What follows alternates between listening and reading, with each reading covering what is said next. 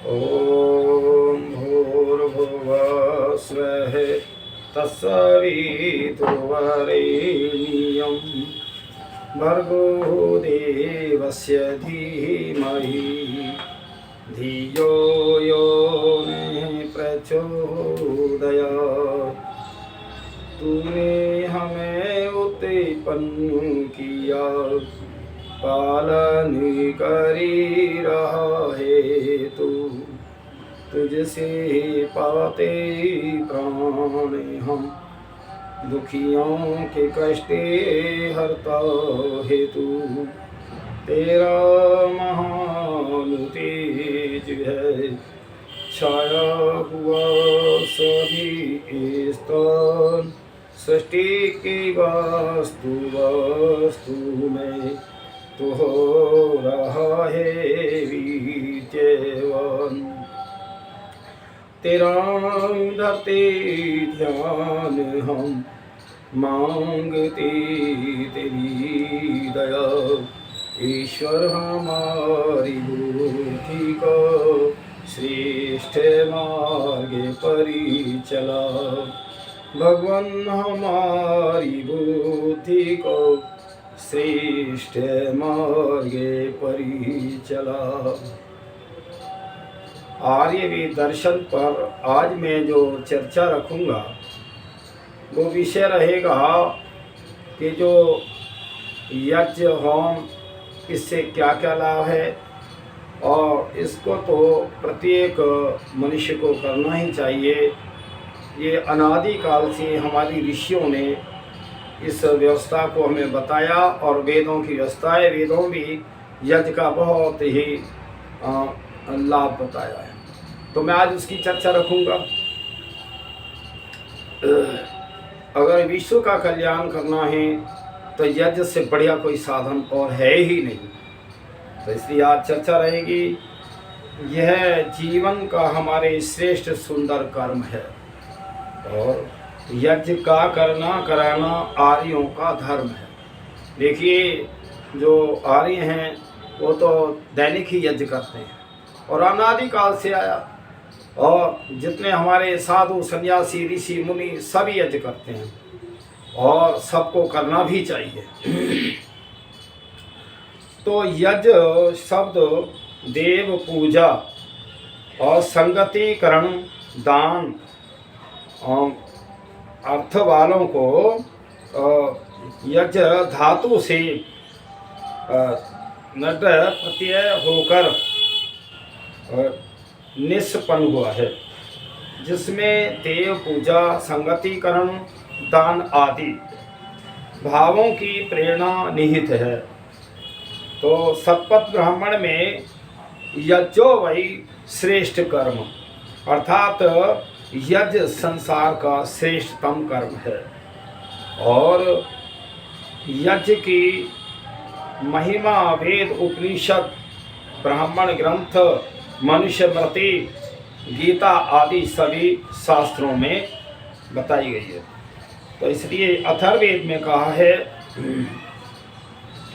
तो यहाँ गीता माया कथन है कि यह शिष्ट सिने संतो मुज्जन्ते सर्वम, अर्थात यज्ञ से बचे हुए अन्न को खाने वाले श्रेष्ठ पुरुष पापों से छूट जाते हैं। कितनी बढ़िया हमारे ऋषियों ने हमें रास्ता दिया है कि अब यज्ञ श्रेष्ठ क्या है। देखिए, जब भी घर में हमारे खाना बनता हो तो हम पहले अतिथियों को भोजन कराएं, तो अतिथि की सेवा करना भी यज्ञ है। जितने भी धर्म कार्य सब यज्ञ हैं, और जो सत्य के मार्ग पर दूसरों को लाभ पहुंचाने वाले जितने कार्यों सब यज्ञ कहलाते हैं। पर इनमें सब में श्रेष्ठ जो है यज्ञ हवन जो हम करते हैं घी सामग्री से, वो अति श्रेष्ठ है। कहीं ना कहीं अन्य कामों में हमारे लोभ लालच हो सकें, लेकिन यज्ञ के करने के बाद कोई हमारा वो नहीं रहता, अहम नहीं रहता, कोई वो हमारे अंदर वो नहीं रहता कि मैंने इतनी घी और सामग्री का यज्ञ किया। इसलिए सबसे श्रेष्ठ जो उपकार का है वो यज्ञ है। तो फिर यहाँ आया है, महर्षि दयानंद सरस्वती ने आर्य उपदेश रतनमाला में कहा है और उसकी परिभाषा करते हुए लिखा है कि अग्निहोत्र से लेके अश्वमेध पर्यंत जो शिल्प व्यवहार पदार्थ विद्वान जो कि जगत के उपकार के लिए किया जाता है उसे यज्ञ कहा जाता है। तो महर्षि ने पंच महायज्ञ विधि की रचना की। इन पंच यज्ञों के करने से मनुष्य और अपने नित्य नैमित्तिक प्रयासित उपासना आदि के द्वारा अपना कल्याण कर सके। तो देखिए पंच यज्ञ की मैं चर्चा करता हूँ। शतपथ ब्राह्मण में आया है कि कहा है कि सर्व स्यात् स्यापनो निर्मुच्यते स एवं विद्वान अग्ने होत्रम जुहोति, अर्थात अग्निहोत्र और अनुष्ठान से प्राणी अपने सभी पापों से मुक्त हो जाता है। देखिए हम रास्ते में चलते हैं, खेती करते हैं, व्यापार करते हैं, जो भी करते हैं, कितने हमसे जो है मक्खी मच्छर और कितने ही जो है जीवाणु हमसे जो है भाई उनकी मृत्यु हो जाती है हमारे कारण। तो इन सब का जो है प्रयासित करने के लिए यज्ञ ही बताया हमारे विद्वानों ने, ऐसा नहीं है। तो फिर आया है कि अर्थात स्वाध्याय करना। देखिए महर्षि मनु कह रहे हैं कि यज्ञ में क्या क्या आता है। स्वाध्याय करना। स्वाध्याय क्या है? वेदों का स्वाध्याय है और कुछ स्वाध्याय नहीं है। दूसरे में आता है संध्या उपासना। हम सुबह शाम उस परम पिता परमात्मा का ध्यान बैठ करके करें। ऐसा नहीं कि हमारी विधि वो सही ना हो तो फिर हमारा वो कार्य कहाँ हुआ। तो इसलिए संध्या उपासना, संध्या कहते हैं संधि को। संधि माने में जीवात्मा परमात्मा से मेल करता है, उसका दर्शन करता है, उसका नाम संध्या है। तो वो भी हम सुबह शाम करें। जिस परम पिता परमात्मा ने इतना सुंदर जगत रचाया है और कितना सुंदर हमें मानव शरीर दिया, फिर हम उसको जो है उसका को धन्यवाद न दें, उसका गुणगान न करें, उसके गुणों का वर्णन करके उसके गुणों को अपने जीवन में धारण न करें तो फिर बेकार है। इसका नाम है संध्या करना। और ब्रह्मयज्ञ, और फिर ब्रह्मयज्ञ है माता पिता आदि की सेवा करना। और ब्रह्मयज्ञ में तो ये जो अग्निहोत्र है ये आता है, और ब्रह्मयज्ञ में परमात्मा की संध्या उपासना है। फिर माता पिता आदि की सेवा भोजन आदि से तृप्त करना पितृयज्ञ है। तो देखिए जो माता पिता की सेवा तो करते नहीं और हम बहुत सारा खर्चा करके अनाथ वैसे ही बेकार में ही हम जो है एक अज्ञानतावश सोच रहे हैं हम माता पिता के भक्त हैं। कहाँ भक्त हुए? भक्त तो जब वही हैं जो माता पिता की सेवा करते हैं, उनका हर प्रकार की व्यवस्था करते हैं।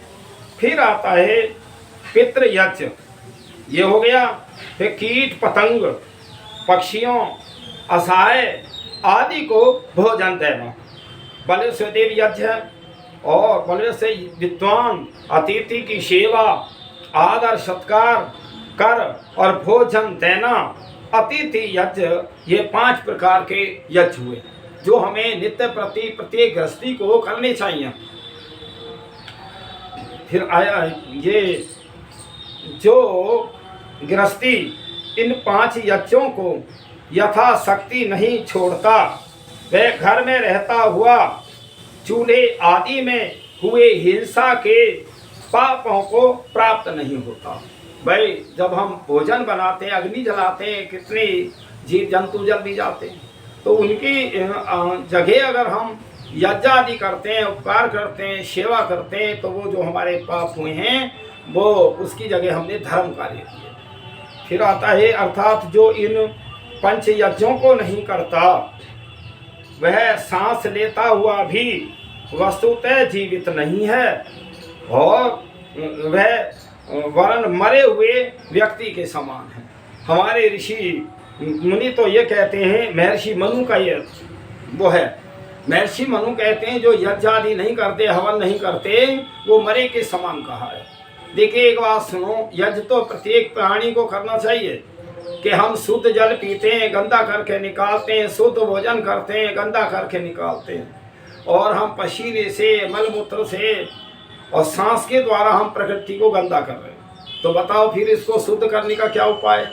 तो ये हमारी ऋषि मुनियों ने यज्ञ जो है प्रकृति की जलवायु सभी को शुद्ध करता है, और इसी से हमारे प्राण जीवित हैं। तो इसलिए यज्ञ जो है बहुत श्रेष्ठ कर्म है, यज्ञ को सभी को करना चाहिए। अर्थात जो इन 5 यज्ञों को नहीं करता वह सांस लेता हुए हुआ मृत के समान बताया महर्षि मनु कहने कि फिर आया है अग्निहोत्र से लाभ।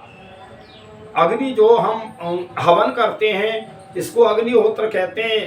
तो इससे लाभ क्या है? फिर आया नंबर 1 अग्निहोत्र, यज्ञ से वायु की वृष्टि और जल की शुद्धि होकर और वृष्टि द्वारा संसार को सुख प्राप्त होना, अविष्ट वायु का श्वास स्पर्श खान पान से आरोग्य बुद्धि बल पराक्रम बढ़ाकर धर्म अर्थ काम और मोक्ष का अनुष्ठान पूरा होता है। इसीलिए इसको देव यज्ञ कहते हैं। तो यहाँ देखिए ये देव यज्ञ है, ये देव माने विद्वानों का यज्ञ, विद्वानों की वो तो इसलिए इसको भाई श्रेष्ठ कर्म में, इसलिए देव यज्ञ देवताओं का यज्ञ कहा है। नंबर 2 दुर्गंध युक्त वायु को जल से रोग से प्राणियों को दुख, और सुगंधित वायु तथा और जल से आरोग्य और रोग के नष्ट होने से सुख प्राप्त होता है। महर्षि देव दयानंद कहते हैं सत्याप्रकाश के तृतीय तीसरे समलास में। तो ये कहते हैं कि जो इससे जल में भी शुद्धता आती है, वायु में शुद्धता आती है, उससे हमारे प्राणों की रक्षा होती है, हमारा जीवन बढ़िया चलता है। देखिए इस समय जो ये बरसात के दिनों में, अब क्या इस बार तो बहुत बाढ़ें आई हैं, पानी आया है, घरों में पानी भर गया सब जगह। तो क्या है इस समय जो वायरस ज़्यादा हो रहा है, इससे आजकल ऐसे जहाँ बाढ़ें आई हैं वहाँ बीमारियाँ भी ज़्यादा फैलेंगी। तो उनके निवारण के लिए घरों में हम यज्ञ करें। सबसे पहले जो हमारी दुर्गंध युक्त जो घर में रहते हैं उसमें वो रोग के कीटाणु होते हैं, और वो जब रोग के कीटाणु होते हैं उनसे के कारण हम बीमार होते हैं। तो देखिए सभी को अगर हम घर में यज्ञ करें, दैनिक यज्ञ करें, एक तो यज्ञ है भाई हम मंत्रों के द्वारा हम यज्ञ करें, पूरी पूर्ण विधि से करें। असली तो बढ़िया तो यही है, घी सामग्री जला के लकड़ियां जला करके उसके वेद मंत्रों से करें, विधि तो यही है। पर आप इतना भी ना करें तो आप 1 किलो घी लें, 1 किलो सामग्री लें, उसमें 100 ग्राम मिलाओ घी, गाय का घी हो उत्तम, और उसमें 100 ग्राम कच्चा चावल और 100 ग्राम उसमें शक्कर इत्यादि मीठा डालें। और उसमें फिर अब जैसे वायरस है, बरसात के दिन है, उसमें हम सरसों भी मिला सकते हैं 100 ग्राम। तो ये सब मिला के एक डब्बे में रख लो। एक डब्बे में रख लिया। जो आपके घरों में तवा है, एक तो ये खाना जिस पे बनता है वो तवा है, एक अतिरिक्त में नया तवा ले लें, और उस पर जो है रसोई में अगर हम 100 ग्राम भी सामग्री जला दें, सुबह शाम जलाएं, ये तो गृहिणी करेंगे, 2 मिनट का काम है ये। तो उसमें जो है जो जब घी सामग्री जलेगी तवे पे तो उसे सुगंधी होगी। अगर हम उसी को 16 बार आहुतियाँ डाल दें, ओम भूर्भुवस्सुः तत्सवितुर्वरेण्यं भर्गो देवस्य धीमहि धियो यो नः प्रचोदयात् स्वाहा। अगर ऐसे आप मात्रा तो खैर 6-6 ग्राम की है, आप चलो तवे पे कम भी डाल दें, इस प्रकार 16 आहुतियाँ डाल लें तो एक तरह आपका जो है जो यज्ञ का वो है वो कार्य हो गया, और आपके घर में सुगंधी होगी।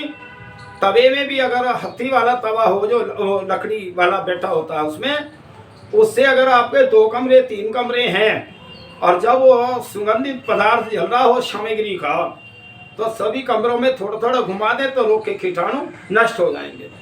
देखिए एक बात सुन, जितने जहरीले कीटाणु हैं ये क्या लेते हैं, जैसे छिपकली है, सांप है, ततैयाएँ और तो मक्खी मच्छर, ये सारे गंदगी को लेते हैं। अगर ये सुगंधी मिल जाए तो ये सुगंधी में तो नष्ट हो जाते हैं। तो इसलिए जो रोग के कीटाणु हमें रोग फैलाते हैं, हमारे अंदर जाते हैं, वो कीटाणु नष्ट भी हो जाते हैं।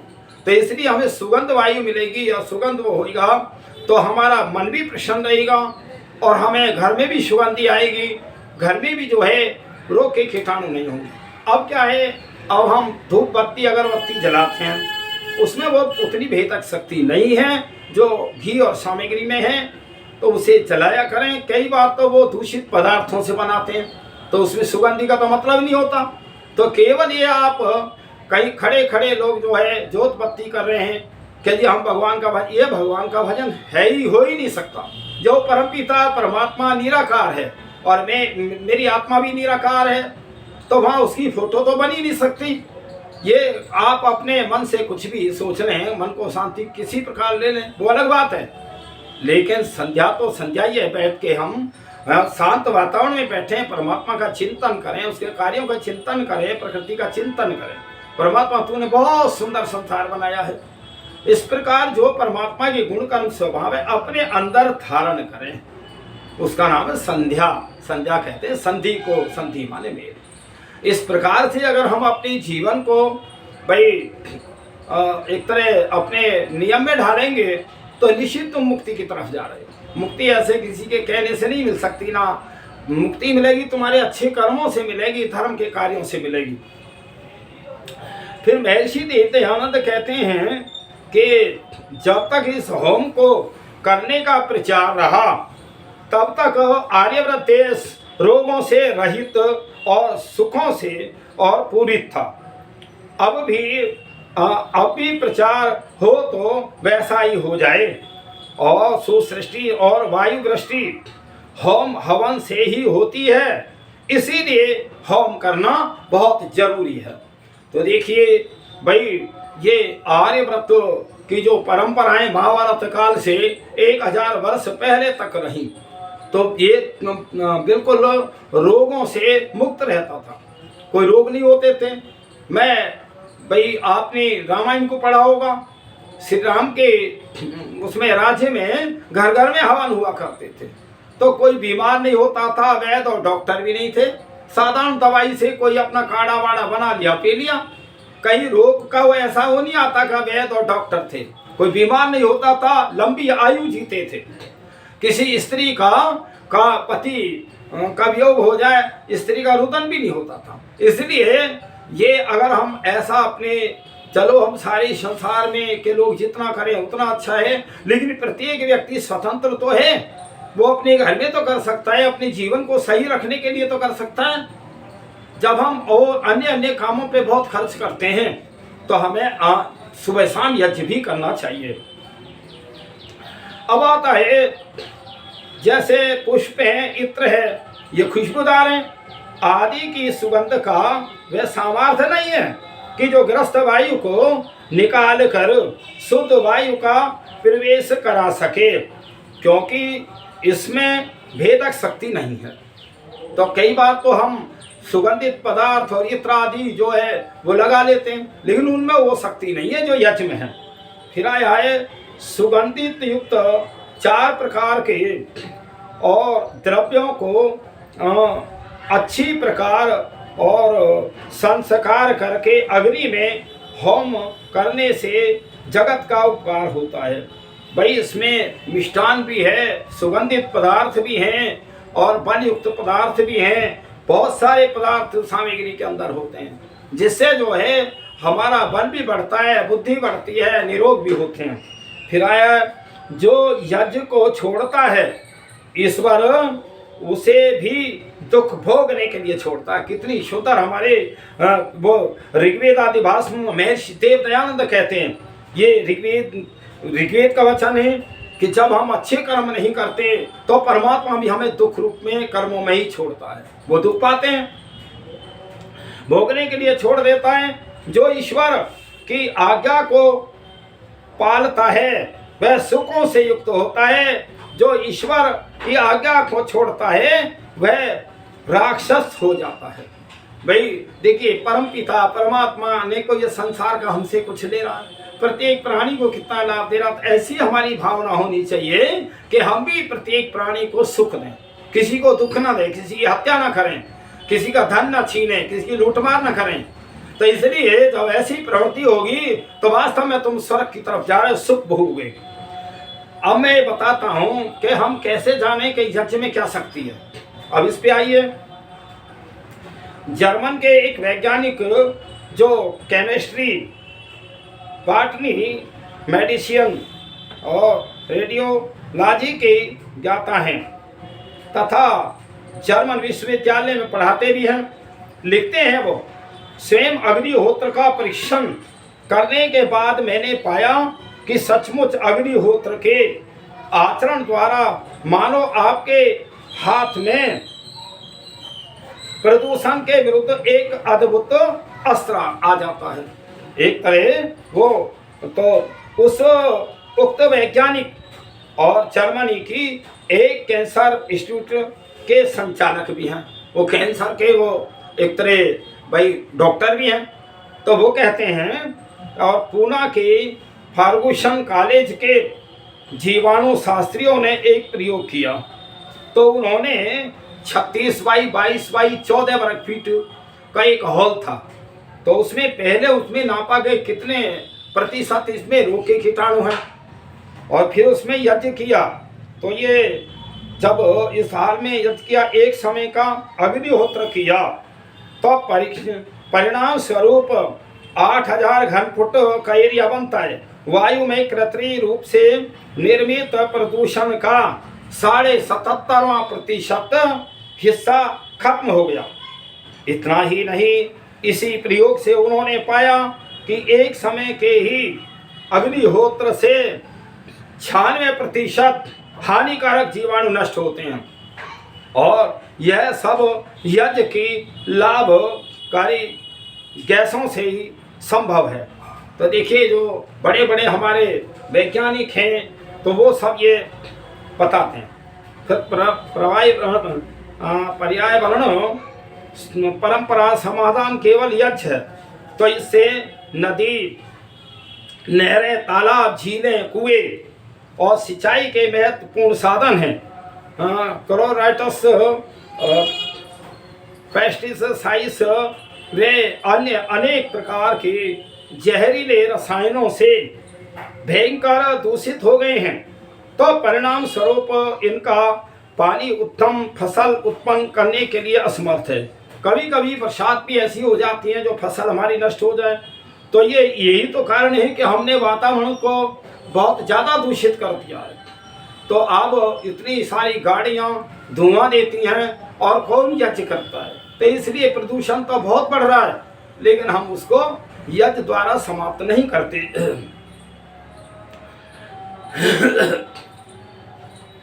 तो प्रत्येक मनुष्य को यज्ञ करना चाहिए। और देखिए, दूसरा उदाहरण मैं देता हूँ। एक भोपाल में गैस कांड हुआ था, गैस लीक हो गई, रात्रि में 20,000 लोग मरे थे उस गैस कांड में। तो आश्चर्यजनक, किंतु मध्य प्रदेश की राजधानी भोपाल में स्थित यूनियन कार्बाइड कारखाने से गैस रिसाव के समय की एक महत्वपूर्ण घटना प्रस्तुत है। तो समय घटना 2 दिसंबर और 1984 की मध्य रात्रि में अपनी पत्नी त्रिवेणी 36 वर्षीय को उल्टी होने लगी। तो जब उल्टी हो रही थी तो उनके पति S.L. कुशवाहा 45 वर्ष की नींद रात्रि में 1:30 बजे खुल गई। तो श्री कुशवाहा अध्ययन का कार्य करते थे और शीघ्र ही वह और उनके बच्चे खांसने लगे, उनकी आंखों में जलन होने लगी और सभी का दम घुटने लगा। घर से बाहर निकले तो देखा हाहाकार मच रहा है, और ने सब भीड़ के साथ भागने की सोच ही रहे थे कि जो उनकी पत्नी त्रिवेणी थी, बोले हम सब अग्निहोत्र क्यों ना करें। भाई वो तो दैनिक यज्ञ करते थे, वो जानते थे। तो हाँ, उस पूरे परिवार ने यज्ञ किया 20 मिनट के अंदर ही MIC यानी मिक गैस का दुष्प्रभाव समाप्त हो गया। और दूसरी घटना है 33 वर्षीय ML राठौर अपनी पत्नी 4 बच्चों माँ तथा भाई के साथ भोपाल रेलवे स्टेशन के निकट रहते हैं और उस क्षेत्र में दर्जनों व्यक्ति गैस की विष के फलस्वरूप मर गए। राठौर विगत 5 वर्षों से निरंतर यज्ञ करते हैं, तो वह फिर वो परिवार के साथ यज्ञ करने लगे। मंत्रों के साथ होने पर और त्रिवंग यज्ञामहे सुगंधित मंत्र बोला, जिससे इस परिवार का कोई प्रभाव नहीं पड़ा गैस का, और यह सत्य घटना है। तो देखिए, जो ये यज्ञ है, यज्ञ बहुत श्रेष्ठ कार्य है, यज्ञ सभी को करना चाहिए। यज्ञ भी एक यंत्र है, यज्ञ भी एक औषधि है हमें निरोग रहने के लिए। अभी जैसे बरसात में वायरस का रोग ज़्यादा बढ़ जाता है और जैसे ये कोरोना इत्यादि रोग ज़्यादा बढ़ते जा रहे हैं, ये विषैली जगह से ही हो रहे हैं। इनके रोग के कीटाणु हमारे घरों में होते हैं, हम अधिकतर वहाँ रहते हैं, वो हम पे हावी हो जाते हैं। और क्या है, अगर हम उन कीटाणुओं को पहले ही से नष्ट करें यज्ञादि के द्वारा सुगंधित पदार्थों से, तो फिर हमें वो रोग नहीं होंगे। तो इसलिए जितने भी रोग का ये साधन है, यह यंत्र है, हमारे आज से नहीं, जब से ये दुनिया बनी है तभी से है। इस सृष्टि को बने 1,96,08,53,124वां वर्ष चल रहा है, तभी से निरंतर हमारे ऋषि मुनि यज्ञ हवन करते आए हैं। वो अलग बात है कि कभी सत्ता किसी पक्ष में, किसी उन पे चली गई, कभी कहीं, लेकिन यज्ञ बंद नहीं हुआ। भले ही 10 ना करें, 2 करें, 1 करें, पर यज्ञ की परपाठी अनादिकाल से चली आ रही है। और देखिए, इसको तो भाई श्री राम और कृष्ण सभी लोग जो है करते थे। तो मैं अभी बताता हूँ। होता है सारे विश्व का कल्याण यज्ञ से, जल्दी प्रश्न होते हैं भगवान यज्ञ से। ऋषियों ने ऊंचा माना है स्थान यज्ञ का, भगवान का यह यज्ञ है, भगवान यज्ञ का। होता है सारे विश्व का कल्याण यज्ञ से, जल्दी ही प्रश्न होते हैं भगवान यज्ञ से।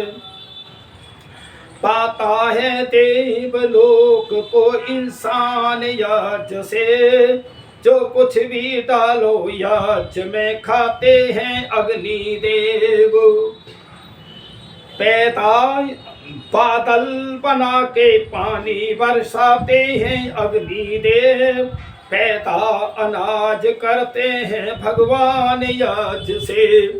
होता है सारे विश्व का कल्याण यज्ञ से, जल्दी प्रश्न होते हैं भगवान यज्ञ से।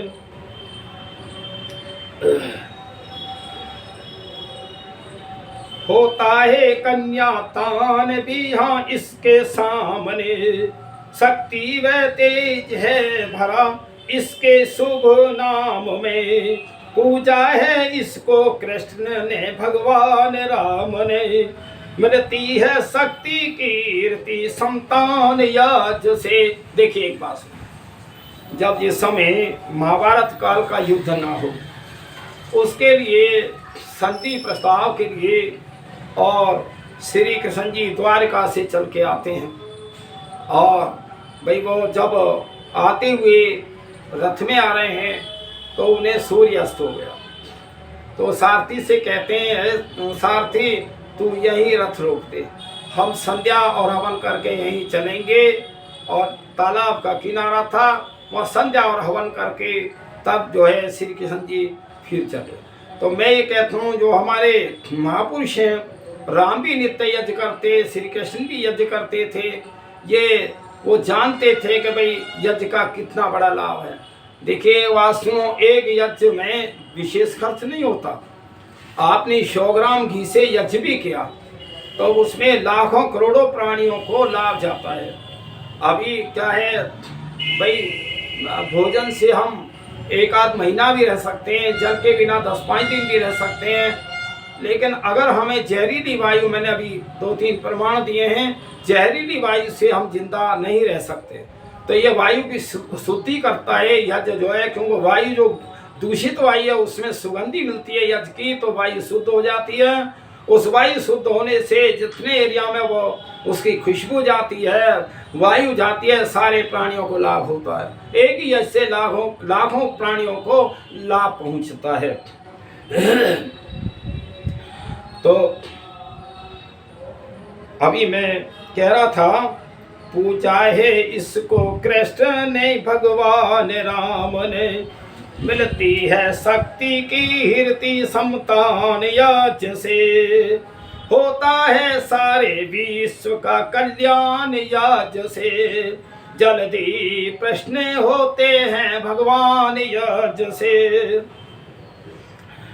इसका पुजारी जो भी पराजित नहीं होता कभी, दुख और भय से डरने की आदत न हो कभी, दुख होती है सारी मुश्किलें आसान यज्ञ से, होता है सारे विश्व का कल्याण यज्ञ से।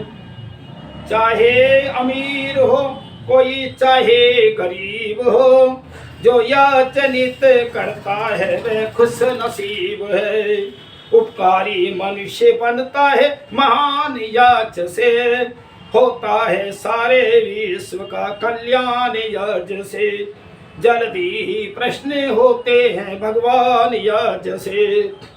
देखिए, हमारे जो सांस के द्वारा, मलमूत्र के द्वारा हम प्रकृति को गंदा करते हैं, और कोई ऐसा साधन नहीं है जो हम सारा शुद्ध कर सकें, केवल यज्ञ से।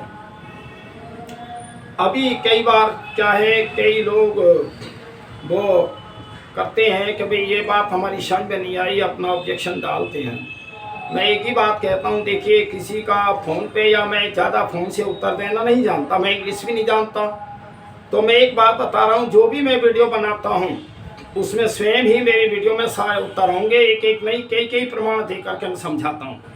आप मेरी वीडियो को एक बार नहीं, कम से कम 10 बार सुना करें। ये वेद की बातें हैं, इतने आसानी से तुम समझ नहीं सकते, और इनके प्रश्न कोई लिखित में या फ़ोन से भी नहीं दिए जा सकते। इसलिए मैं तो किसी के कोई, मुझे किसी से द्वेष नहीं है, सारा संसार मेरा अपना है, सब मनुष्य मात्र की भलाई के लिए मैं ये कार्य करता हूँ। तो इसलिए किसी का मैं प्रश्न जो है ऐसे इस प्रकार से नहीं देने पाऊँगा कि मैं आपका वीडियो में उसका उत्तर दूँ, आप ही समझ लें, ना फ़ोन से कभी कोई उत्तर दूंगा मैं। तो इसलिए भाई मेरी वीडियो को ज़्यादा बार सुनेंगे, अपने आप प्रश्न जो है उसका उसी में हल हो जाएगा, कहीं तुम्हें जाने की जरूरत ही नहीं है। मैं तो सीधी हिंदी तो बोलता हूँ, मैं कोई ज़्यादा संस्कृत का वो नहीं, संस्कृत के कुछ बातें आती हैं, वेद मंत्र वगैरह, तो मैं उनकी व्याख्या तो हिंदी में ही तो है, इसलिए ये समझें। पहले नंबर तो ये सिस्टम बहुत कठिन है, इतना आसानी से नहीं समझा जाएगा। मैं तो 60 वर्ष चिंतन किया है इस पर, 60 वर्ष स्वाध्याय किया है वेदों का, बहुत अनेक कितने हजार लोगों का मैंने, विद्वानों के मैंने ये लेखों को पढ़ा है, विचारों को पढ़ा है, तो इतना आसान तो है नहीं। लेकिन जो मैं कह रहा हूँ वो आप ठीक समझ लिया करें, इसी में आपका कल्याण होगा। और भाई मैं तो सभी विश्व के मानवों से कहता हूँ, सब यज्ञ किया करो, रोगों से दूर हो जाओगे। यज्ञ का बहुत बड़ा कोई खर्च भी नहीं है और लाभ इसका बहुत ज़्यादा है। तो यज्ञ की मैंने विधि भी बताई है, साधारण तरीके से भी कर सकते हैं, वेद मंत्रों के द्वारा कर सकते हैं, यज्ञ विधि से भी कर सकते हैं। और कुछ नहीं तो आप एक तवे पे ही सामग्री डालें तो भी आपका एक घर में यज्ञ हो गया, जो रोग के कीटाणु नष्ट हो जाएंगे। इसलिए आपको यज्ञ से बहुत लाभ होता है। यज्ञ जो है से के बराबर और कोई साधन ही नहीं है विश्व के अंदर कि जो कोई और साधन से इतना उपकार कर सकें। मैं सभी से, विश्व प्रेमियों से कहता हूँ कि आप यज्ञ ज़्यादा से ज़्यादा किया करें, सुख शांति में रहें। और ये हमारा जो जीवन है थोड़े दिन के लिए मिला है, हम क्यों लड़ाई झगड़े में व्यतीत करें। हम एक दूसरे के सहयोगी बने, एक दूसरे की मदद करें, एक दूसरे की सहायता करें, ये भी यज्ञ है। इतना ही कहकर के ओम शांति।